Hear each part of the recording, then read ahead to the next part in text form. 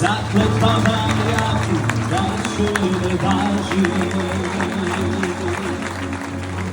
Jel moguće da ste zavezali oči i da čujete tuče korake u noći? Ako ne znaš šta je bilo, neki kaže lika. Pitaj svaki kamen našeg grada Dubrovnika. Pitaj za Dari Kotare, zide Šibenika. Ako ne znaš milo moje, upitaj heroje.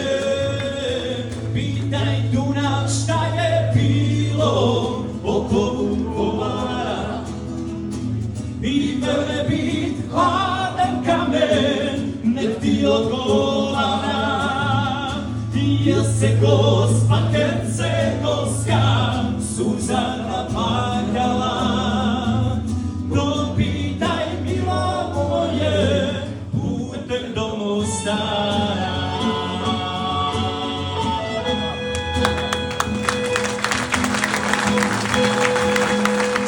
Naš dom je Hrvatska, to je naša svetinja. Naša misija je nacionalno okupljanje. I ponovit ću ovu riječ koju sam jučer rekao, mi ćemo uvijek za naš hrvatski i evropski dom biti spremni, odmetiti leđa, ali biti spremni. Hvala lijepo.